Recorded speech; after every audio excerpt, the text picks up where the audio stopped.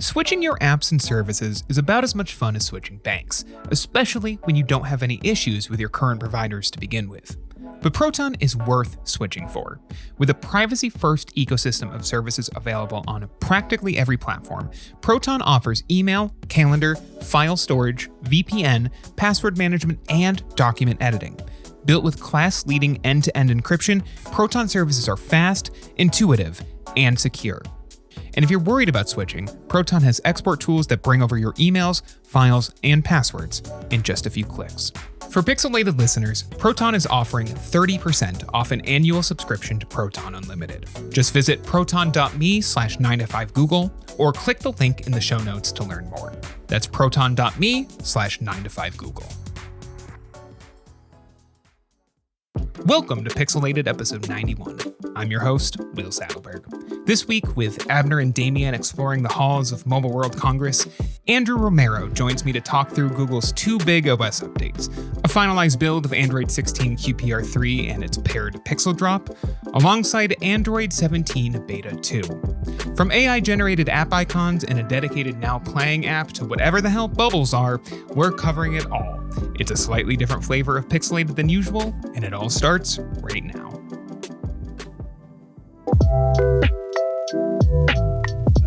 Well, we are here. It's just me this week of the normal crew. Abner and Damien are lost to the winds, traveling for Mobile World Congress. So joining me is 9to5 Google's own Andrew Romero. Andrew, how are you doing? I'm doing well. We didn't want to miss an episode this week because we got two big software drops from Google over the last 7 days or so. Kind of back to back, we saw the release of Android 17 Beta 2, which is starting to actually have features worth talking about. And then we saw the release of the official release of Android 16 QPR3, as well as its associated Pixel drop. So there's like a lot of software things to break down. And I want to start with Android 16 QPR3 and the Pixel drop, because I think that's the more interesting of the two, just because it's finally finished. Is there a specific feature you want to start at, or should we just start going down the list? We can go down the list. I think I wouldn't say it's all absolutely substantial, but yeah, they're little building blocks and it's there's some interesting stuff here. Let's start with the biggest visual change, which is these new custom icons, right? So these leaked a while ago, and they're now finally official. And I've played with them a little bit on my Pixel 10a, which I can talk about now. Although I think we're gonna hold off talking about the 10a until next week, because I know Abner and Damien will have thoughts on that. But the one of the big complaints about the Pixel launcher over the last, I guess, forever, is that it doesn't support custom icons. It's kind of the only remaining main big OEM launcher that doesn't. You can do it on Samsung, you can do it on OnePlus, and I think Motorola, so on and so on.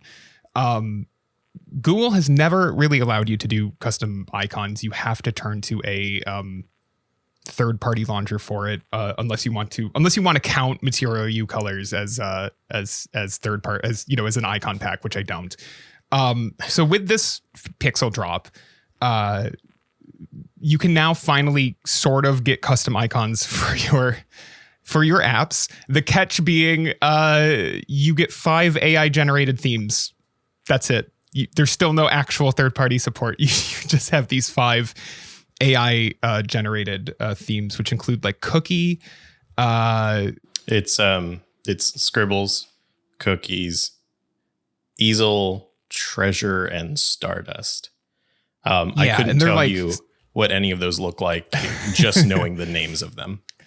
They're rainbow. The cookie one is rainbowy. The treasure one is all shiny and gold and tacky, for lack of a better word. There's sketch looks like a drawing. You can see an example of that in my Pixel 10a review. I've played around with these. I'm pretty thoroughly unimpressed.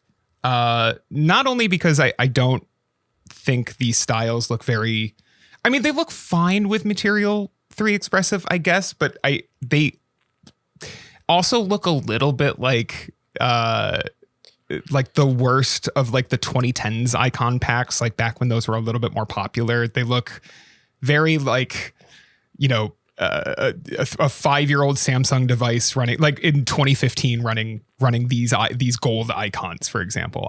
What's your impression on how these look? Well, specifically the cookies, I guess, and treasure, to me, it's the kind of thing that I feel like I would find scrolling through like Samsung or Honor's theme packs. Yeah. Third-party stuff and just ignoring completely. But I'm not really a theme guy.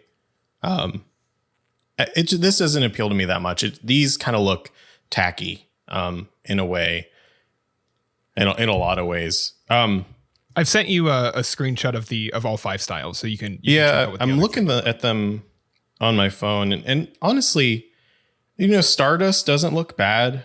In our article, we have pictures of both cookies and treasure, and I think those look the worst. I agree. It's weird Google chose those to show off. Like, that was the image they sent to members of the press, and it's like, guys, I don't think they look good at all. Yeah. I mean, Scribbles looks fine. Like, honestly, now that I look deeper into it, honestly, I think like Stardust, I might just use and see. But like I said, I'm not really an icons guy. I'm not even the themed icons when that was in, it's still in beta, I guess. Or the material. We'll see if it ever properly leaves beta, or if it'll be like digital well-being and be in beta a decade after its launch. But it's part of my problem with these actually isn't even so much the look. Although I agree with you, especially cookies and treasure don't look great. Mm-hmm. It's the setup process. So it's very weird. You select one from the menu and it shows you 9 of your home screen icons, like kind of randomly selected. It's like a mix of first and third party options. And you can regenerate and thumbs up, or I actually don't know what the thumbs up and thumbs down does, but by pressing and holding on it, you can give it a thumbs up or a thumbs down. And then also you can regenerate separately from that. Like giving a thumbs down does not auto regenerate it. That's a different option. But you can only do it at start for those 9 icons that it has selected for you to preview. To change any of the other ones or to even see them, you have to save and apply the theme and then go to your home screen, look at the icons, see what looks good and what looks bad, go back into wallpaper and style, back into that menu, edit the theme, and now you can view all of your icons in groups of 9 on pages. But the starting process does not include app pages for some reason. You have to go through this entire like setup process to do it. So you don't even like, I was playing around with this earlier this week, and it was like, I think I was doing Scribbles, and I applied a theme. I applied the only thing you can really change is like the color. So I applied a color, I applied Scribbles, I hit set, I go back to my home screen. I thought, the 9 apps it had showed me looked okay, but then I had letterboxed on my home screen, and it looked awful, right? It just looked you could barely, the letterbox logo is 3 dots kind of intersecting, 3 dots, like Venn diagrams. 3 colors. And if you get those colors wrong, then it's no longer that app. The 2 outer circles had like completely faded into the background. So it was just basically one kind of visible circle. If it didn't have the app label below it, I would never have known what it was. Right. And so you have to go back into the settings and regenerate it and just like do it until you think the app looks okay. And like, to be honest, that app and Pocket Casts, I could just not get like a good look out of. They all looked kind of rough, at least on the Scribbles setting. And so this is something people have wanted forever. And I'm not even saying I'm fully against this AI option. It's the same as like the AI wallpapers that it's actually very similar to the AI wallpapers that Google launched a couple years ago in terms of like how you're adjusting it. It's that same like big text menu with like one word you can change to a bunch of presets. I just don't really understand why they don't also add third-party app icon support at this point. If you're going to do this, you should give people the option to do whatever they want in the way that they didn't take away the option to set your wallpaper to whatever you want when they launched AI wallpapers. Right. I mean, that is a good point. I don't know. It feels, it's funny because it's a granular feature, I guess, because you can go in, like you said, and change specific icons. But granular in the way that to get to it, you have to crawl on the rest of the sand face down. It's friction. That's all it is. I don't know. It's a weird kind of, it's a way to bring the feature out. And like I said, I don't disagree with you. I think having that option, even though it's AI, is fine. I don't know. It just feels like another like distracting little feature that is roundabout way to kind of appeal to people who wanted something similar but aren't going to get what they actually want. Yeah. And it's frustrating because I actually like, you were talking about liking the Stardust style. I actually like it too. And the if you haven't taken a look at third-party icon packs on the Play Store lately, like it's not really like you can find new packs, but it's not the proliferation of them that existed in the 2010s, especially, so you'll find older packs, but they're going to be missing a lot of your app icons. And then you'll find, a slimmer selection of newer packs, many of which are like, depending on your personal taste, obviously, but not to my taste. So I'm not against something like this where I look at Stardust and I go like, oh, I do like that. But I don't know. I wish it was a little bit more open. I wish it was a little bit more. I think it just needs to have a different customization method. They need to streamline how you set this up too. You need to be able to customize all of your app icons from the jump. I don't know why they don't, because it's the same layout, except once it's set, then it adds the ability to view all of your apps. Just have that from the jump. That cuts out half of the workflow. It's silly. Yeah. And I mean, even still, when you download a new app, at least you don't like say a new app comes out that gets popular, right? And there's not an icon for it on traditional icon packs. With this, it's generated for you. And I guess the only thing for you to do is go in and say, hey, I like this or I don't like this. But it's just still another step. So it really depends on where you sit with it. Yeah. Again, I don't know why they went with the two worst looking ones. It's just it's fine. I keep looking at that and it really, the gold one is awful. Turns me away. The gold one is like actually awful. I'm sorry if you like it, but like if the listener likes it, but I just don't. It could have been done way better. They're like kind of hard to see, and then they all end up looking like very, that calendar logo in the example especially is just, it's like fading into nothing. Same with the Gmail one a little bit. I don't know. Yeah. A couple other things. The launch sort of a true now playing application this week. Do you want to talk a little bit about this, Andrew? Yeah, it's nice to see because I feel like now playing when it came out was one of the last, like not one of the last, but a defining feature for Pixel devices. And it really always has been. And then the next thing I think that was as influential or as exciting was call screening. And I think those were the two things that really emphasize like, hey, this is what makes Pixel. It's these smart, cool features. And that was before, AI, quote unquote, got rolling. But with the new app, it's nice to see that there's an individual experience for those that are constantly looking through their history, adding favorites, trying to source where they can find these songs. For me, I think it's just as I get older, I feel like recently I've been leaning towards I hate music. And I know that's not the case. I love music. I'm not drawn to different styles that are becoming more popular. Sure. And I hear a lot of songs out and about, and I'm like, oh, I really like that song. That's where now playing comes into play. but I always forget to go back into my history because it's buried in the settings. Because you're not giving any specific examples, Andrew, I'm just going to assume that you're walking through Target and you hear like Uptown Funk and you're like, I've never heard this before. And that's what I'm talking about. Yeah. This isn't the Wiggles.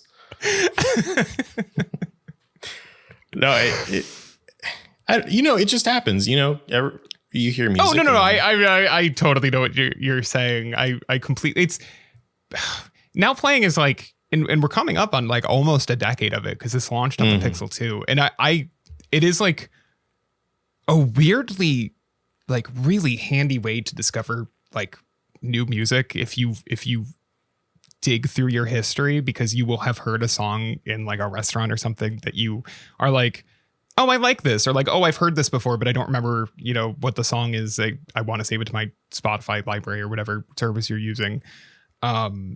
And like, I think it's handy. I will say, like, I've noticed over the last couple of years, I feel like it's picking up fewer songs than it used to. And it songs that I think it should be picking up, which I don't know if that's just, clearly Google's paying attention to this feature. So I don't think it's like a lack of attention. I don't know what the, cause it's supposed to be, it's recognizing a library of songs that are like all on device.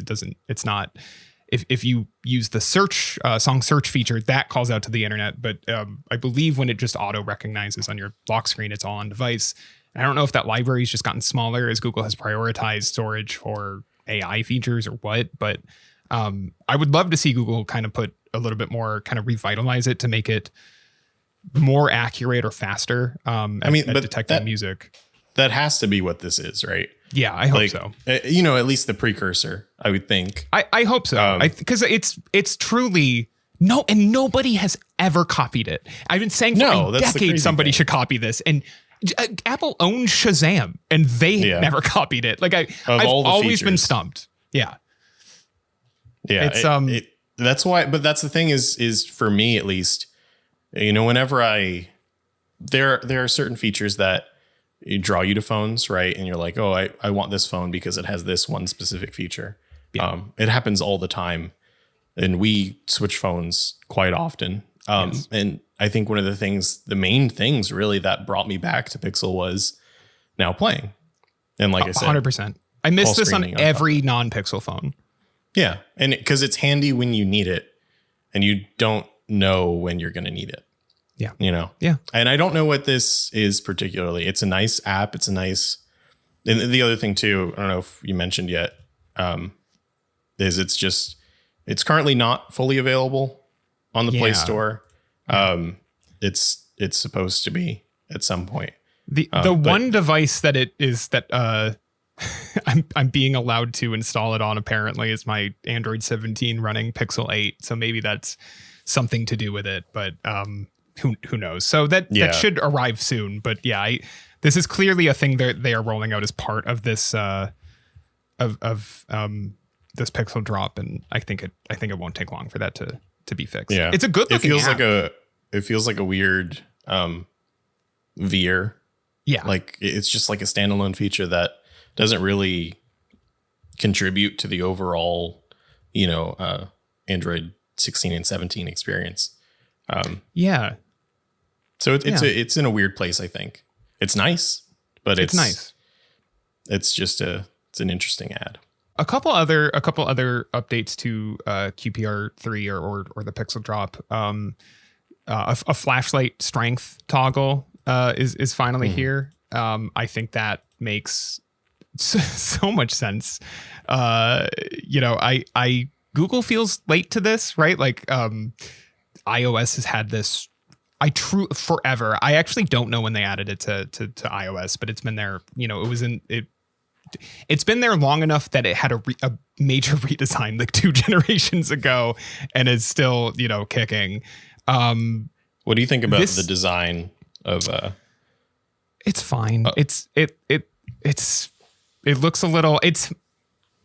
It's bare bones enough that I'm confused why it took so long for us to get this on Pixel phones, but it's fine.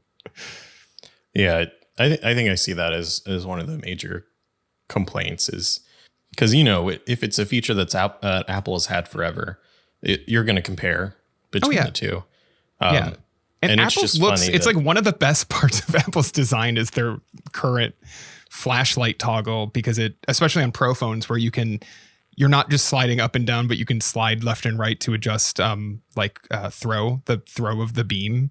You know, that it works really well, especially like, you know, not to compliment current day iOS, but like, you know, with the dynamic island and everything, like it works very well on modern iPhones. And this one just sort of feels like a slider that has a flashlight icon under it. Yeah. This feels like it was just, it's nice to have again, but it feels like it was just kind of slapped in there versus Apple's, which feels like an integral part of the experience. Yeah. I'm sure that'll change over future updates. Hopefully. I feel like it's one of the things that needs to, because it needs to be integral. People use it all the time. It's like it's when you're editing your quick settings, at least for me, I always have it like on the first page just because I need it when I need it, you know? There's an app called FlashDim that lets you assign that you use Android's like built-in accessibility tools to make it so that when you tap the volume up and down buttons at the same time, both sides of the volume rocker, it turns the flashlight on. At max brightness, because before this slider, the Pixel only uses half brightness for its flashlight by default. And so it allows you to like set it to whatever you want. And then like if you are in the dark, you don't have to turn your phone on and use the lock screen shortcut or the quick setting shortcut. You can just like tap the buttons like just a shortcut key. The side of the phone. It's great. I love it. For whatever reason on my Pixel 10, it after some update a couple months ago, it now only works when the screen is off. If the screen's on, it doesn't do anything. Not a problem on my 10A. So I don't know what happened there. But if you are somebody who uses the flashlight a lot, highly recommend FlashDim. Great little utility for Pixel. Couple other things. Oh, we didn't even talk about this in the pre-show, Andrew, but because I keep forgetting it, but the Pixel desktop experience is like live now on Android 16 QPR3. Do you care much? Do you see yourself plugging in a keyboard and a mouse and a monitor into your Pixel when you're traveling or something? You know, maybe on the Fold. Yeah. If I've already got my keyboard out, I'm more inclined just to pull out my laptop. Yeah. You know, like I'm in that, I guess, generation of people that, you know, for certain things I need a laptop and I can't use my phone, even if it's a foldable. You know, people like younger, because we're about the same age, you and I, and people younger than us, because we're both. Would you consider yourself a young millennial, or do you consider yourself very old Gen Z? I've always drifted towards young millennial, I think. Yeah, that's same with me. I feel like if you experience, I don't know if you did, but I experienced dial-up internet until I was in middle school, and I feel like if you had a dial-up internet experience, you are a millennial. That qualifies you. Absolutely. If you can recite the dial-up tone by memory. If you had to tell your mom that you wanted to go play RuneScape with your friends, and so therefore she had to get off the phone as a kid, you are a millennial. If you only made phone calls on weekends because it was free. This is starting to delve into like a Jeff Foxworthy-esque, you might be a redneck bit. You might be a millennial. You might be a millennial. People younger than us, I would say, frequently, you know, throw shade, to use a dead term, at people about our age for being like, oh, I would never like buy a plane ticket on my phone because listen to me. That's a big screen purchase. It's like, oh, well, why do you need a big screen? It's about efficiency. Yes. Okay. And I will stand by that. I am not going to make a purchase that needs to be made within a certain period of time on my phone when ads are going to get in my face. Yes, when it's an awful experience. Web versions or mobile versions of websites are going to make button and UI elements mashed together in a way that, you know, is impossible to navigate. I don't want that. I just want to get it done. It's the keyboard. How many times is the keyboard just like covered up like the next button you need to hit, and you're trying to like minimize it, and then you accidentally hit back? It's awful. Yep. It's an awful experience. You lose all of your form, everything that you filled out. and I guess apps like 1Password or whatever make that easy with autofill. But I'd much rather just have my keyboard in front of me, nothing that I have to interact with on the screen, so I get the full real estate and I know exactly what's happening and how fast it's happening. And I will stand by that. And that's fine because I generally have my laptop on me and I don't need to use a phone for those kinds of things. Yeah. I think there are reasons for this to exist, but like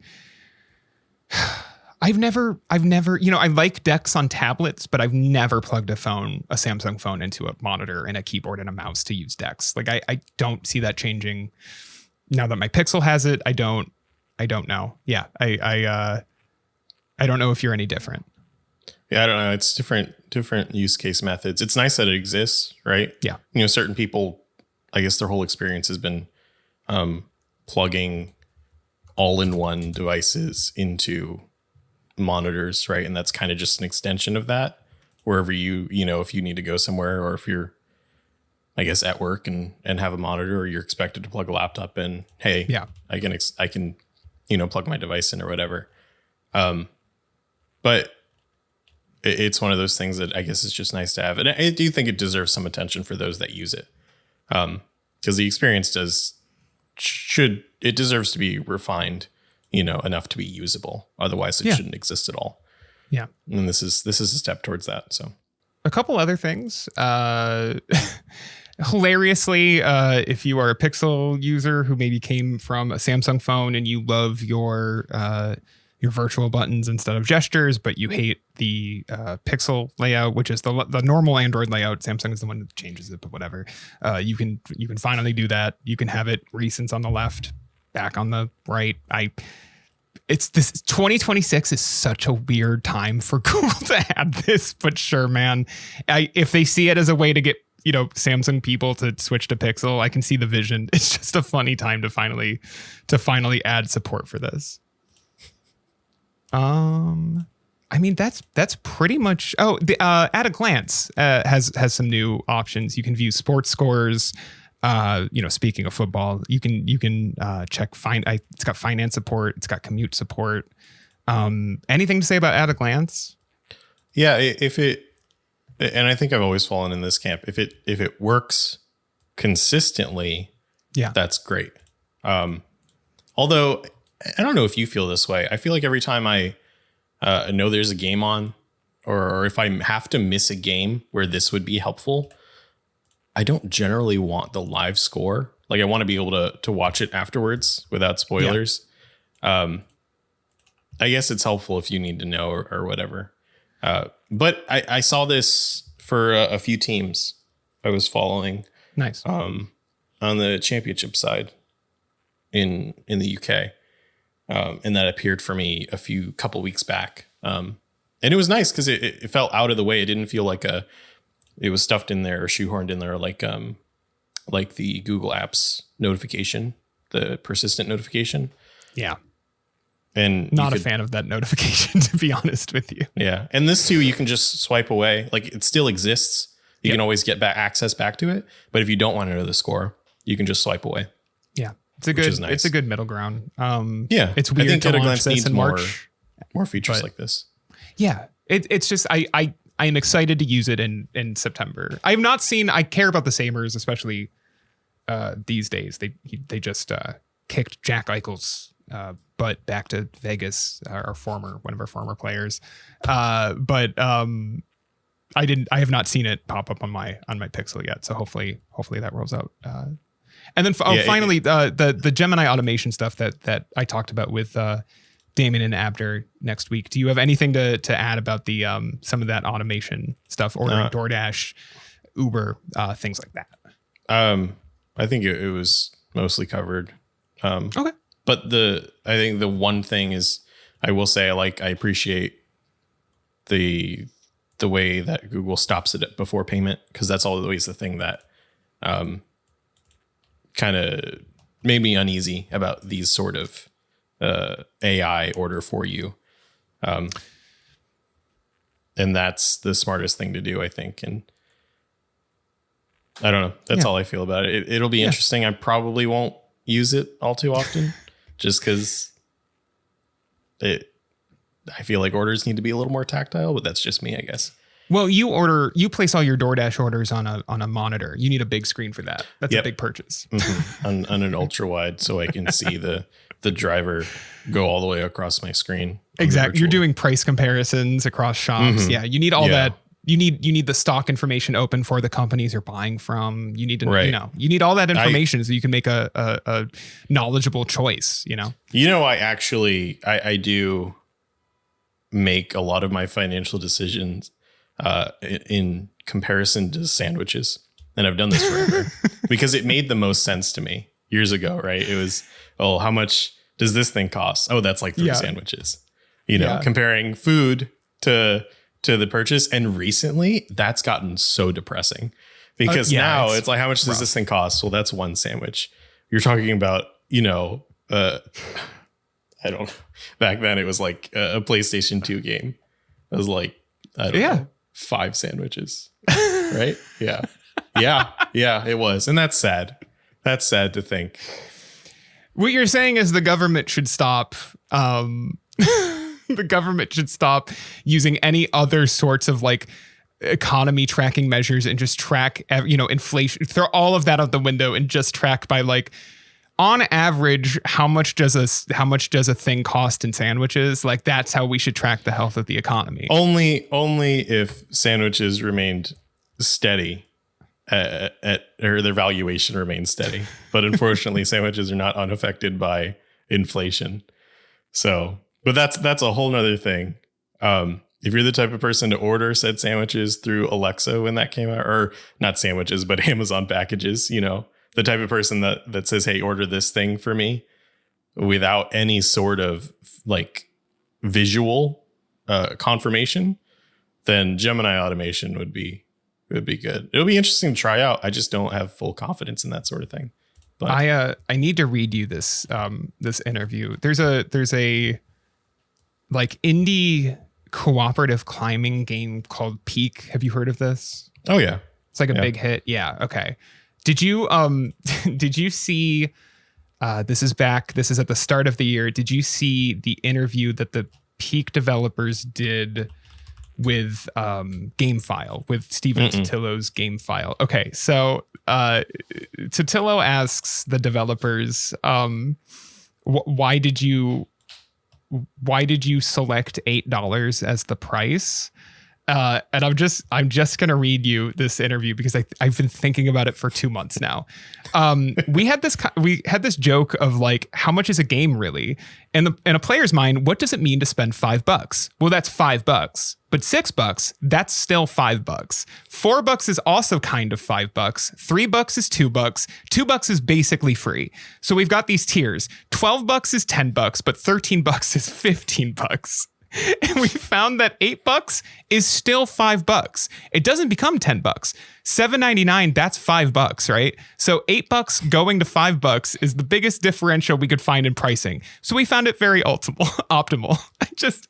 I have been thinking about this for 2 months. That, like, and I agree with it. I know what they mean.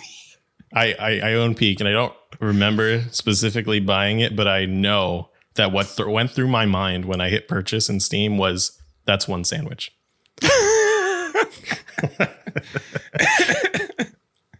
I guarantee you that's what I thought. Just $8, that's $5. I've been thinking $7.99, that's $5. They're right. I know what they mean. $5, but not really. Not really. I mean, $2 is basically free. It's $2. That's like not even a quarter of a sandwich these days. That's nothing. Yeah, no, it makes sense if you don't think. Well, even if you think about it, doesn't matter. It's more of a vibe valuation.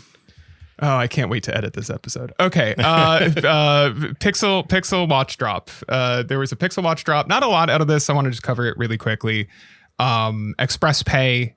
You can now either do transit only or tap to pay and transit, without having to open wallet on your phone. You tap your watch when it's unlocked. I think that's a great addition.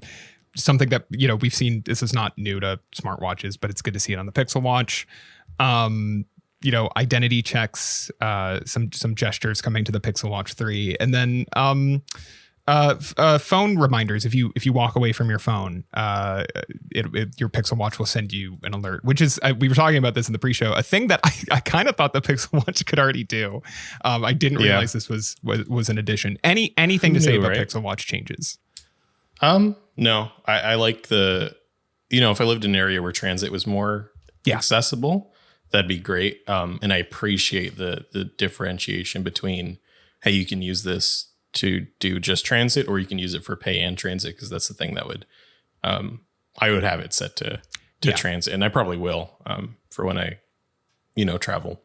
Yeah, it's a smart change. I appreciate that, and not every watchmaker does a split like this, I believe. So it's a smart change on Google's part.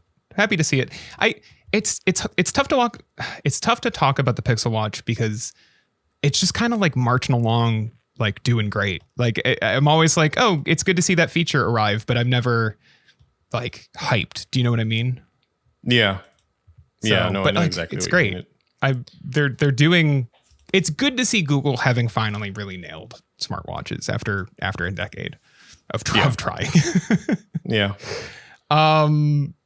Yeah. Okay. So that brings us to Android 17 beta 2.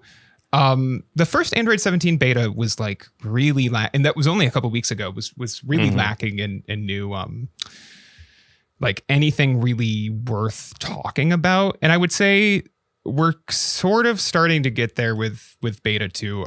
The big thing in my opinion is bubbles, which is confusingly named because these are not the chat bubbles that are linked to the Bubbles API that is already existing on Android. This is a completely unrelated feature Google is also calling Bubbles that has really nothing to do with messaging. It is Google's, multitasking picture-in-picture mode, specifically on larger displays.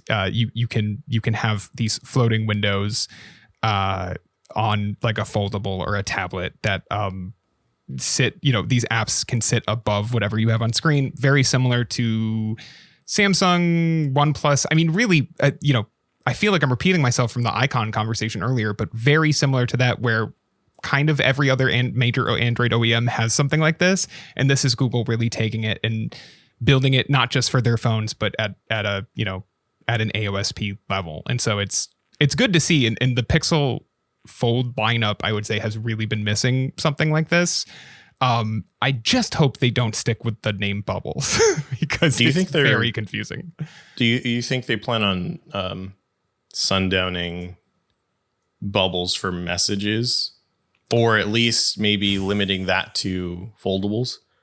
Because I don't know about you, right? We talked about it earlier, but I don't use Bubbles for messages. That's actually the first thing. If I'm setting up a new phone, like a new Pixel, fresh, without bringing settings over from an old one, Bubbles is the first thing that I turn off every single time.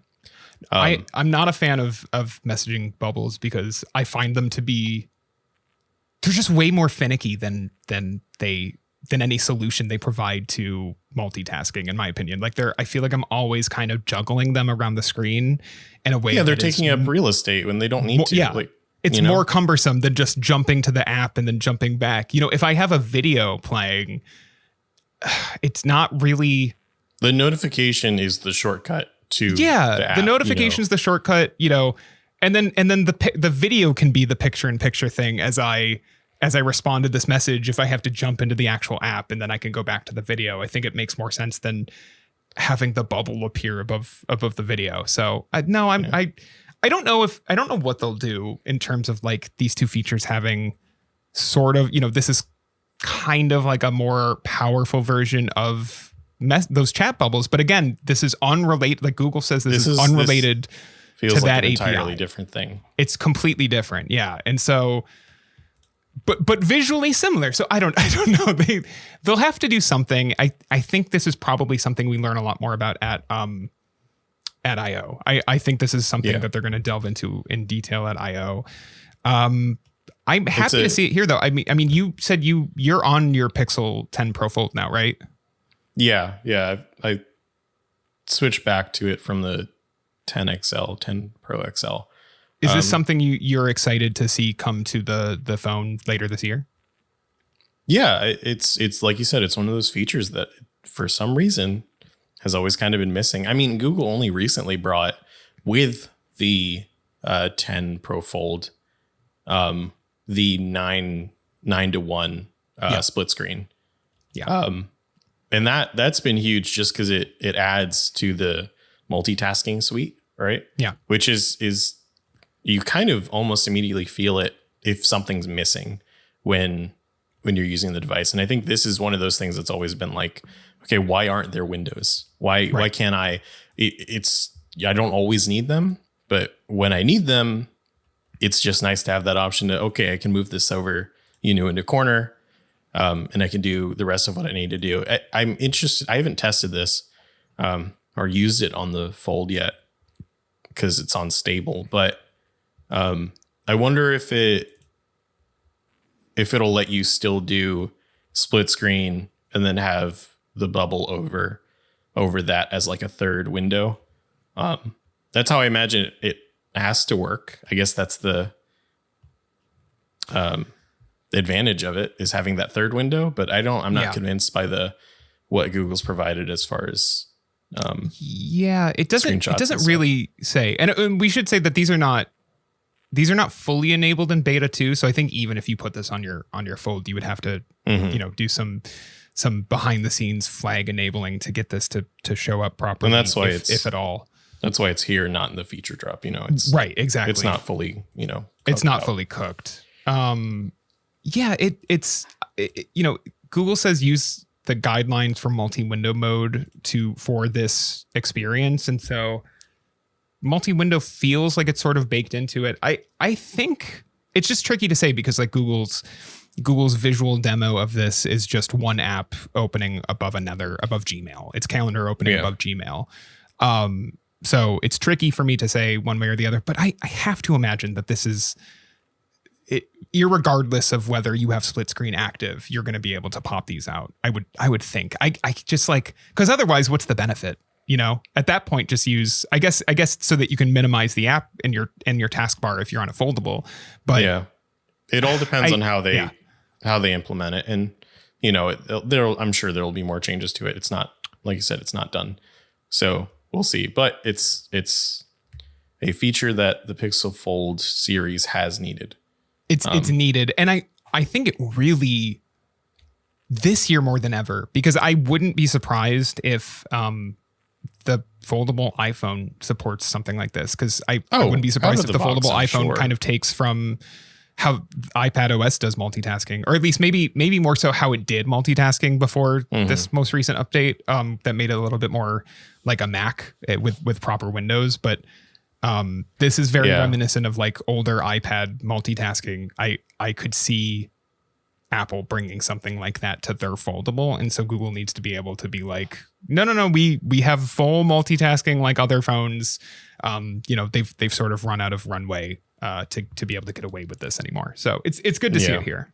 Besides the the hardware improvements that need to be made in the future, obviously, but we'll see. A few other things, some redesigned privacy indicators. Nothing huge to say about those, unless you have something to add. No, they I don't know. They're kind of weird to me. I'm on the fence whether I like them or not. I think they look a little chunky. There's a satellite quick setting toggle that neither of us can figure out why it exists. Unless I'm completely wrong on how it works. Right. But as far as I know, it can't be turned off in general, at least on stable. And when you run out of cell signal, and you're in a place where there's no signal at all, and you need to make an emergency call, emergency text, you'll connect to satellite. And that's just an automatic process. You'll get the pop-up for, aligning, making sure your phone is in view of a satellite. You'll go through that whole process. I don't know what the quick setting toggle does. I don't know if it turns it off, if it makes that not possible.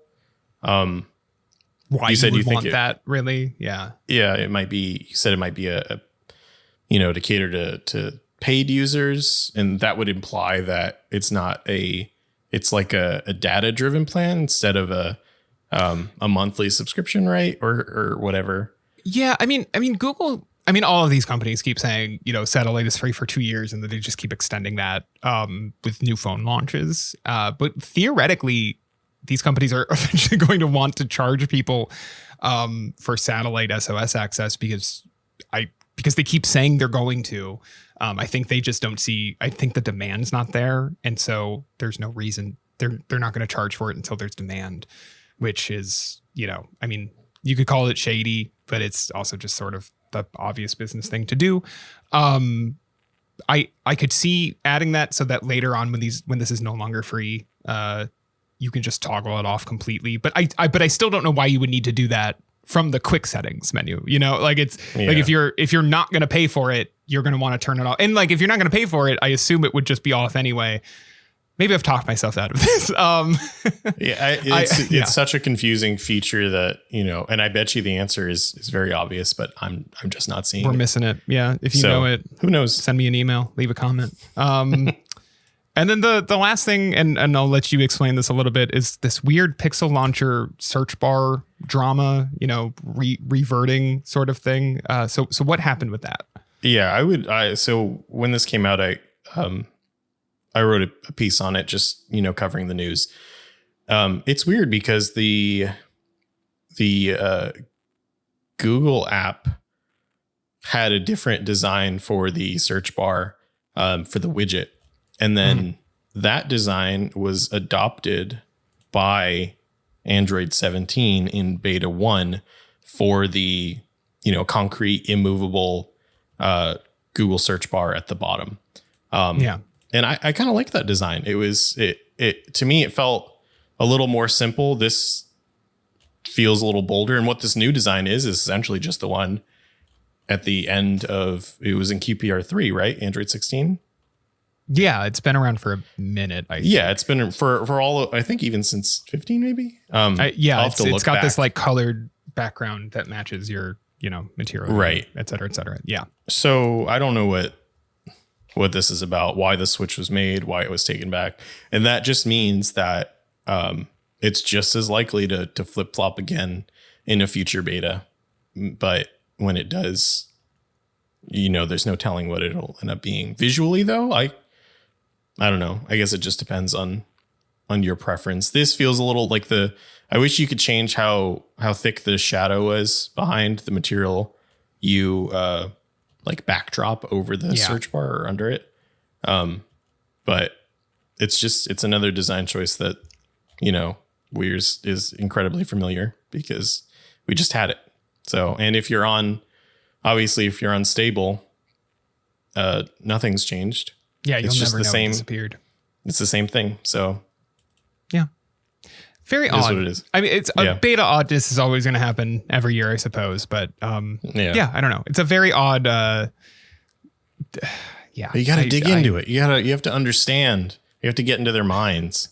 I just wish I could sit down with the Pixel software team at Google and be like, guys, just let people customize it how they want. Like, even the search bar, like just let people. I don't know. I would never turn it off, but I can fully understand why people would want to. I love the Pixel search bar and think it is one of the most useful things on a Pixel, because that is, oh my God, I feel like half of the time if I'm opening my phone, it's to search something. And so to have it right there is obviously handy, but I also know people hate this thing, or they want to change how it looks or make it smaller. I don't think I've ever seen anybody say they want to make it bigger, but sure, why not make it fully customizable in the same way that they should add icon support. And I don't know, just make the Pixel a little more personable, in my opinion. Take down some of those walls is what I would say. That's it. Right. I mean, that's both of these updates for the most part. There's a couple other smaller things we didn't get to, but Google's rolling out software. They got new stuff. They got old stuff. I go ahead. No, this is beta 2, right? Yeah. So we got time for more to come out. And it's funny though. I think that in this beta, I feel like I'm already seeing quite a bit that, it's nothing massive, but it feels like it's pretty early for the stuff to be this substantial. I guess in past years, it's felt like it's really taken a while to ramp up, if it has. So we'll see what happens in future betas. It's not like Android 17 is completely overhauled, its design and UI and everything. But it's making some refinements. So we'll see where it goes. Yeah. Yeah, it's a long runway to even just to I/O. We still have 2.5 months to go. So because it's later in May this year. It's like I don't think it's in the 20. It's not like May 20th. Is it? 21st so or 22nd. Yeah, it's so late this year. Very close to like Memorial Day. I don't know. Very odd. Very odd. That's how we're kicking the summer off this year. It's not Memorial Day anymore. It's Google I/O. That's it. Andrew, thank you so much for stepping in this week and filling the shoes of both Damien and Abner. That's a lot of shoes for you to wear. I appreciate you doing this entire thing with shoes on your hands and feet. So it's a great job. Thank you. I'm gonna need hand sanitizer. Anything you want to plug or shout out? No, I mean, just as we have more coming out, keep an eye on everything. I'm sure you've mentioned it. We have the new form feature, which is nice on 95 Google. Yeah. There's a lot happening behind the scenes, and we'd love to interact with the people listening, viewing the channel, and reading. So, but people can follow me on the same channels. Email me at my name if you have any tip sources or anything. But yeah, there we go. Awesome. Well, Abner and Damien should be back next week. I think they're back next week. And I don't know. We'll talk a little bit about my 10A review that is live on the site now. That spoiler alert. I like that phone. Otherwise, who knows? I mean, I didn't think we were going to get Android 17 beta 2 last week after we recorded this podcast, and we did. So who knows what'll be next week? But until then, we will catch you guys in the next one. Bye. Thanks for listening to Pixelated, a 9 to 5 Google podcast. If you enjoyed the show, we ask that you rate and review it on the podcast platform of your choice and help spread the word by sharing the show with friends or on social media.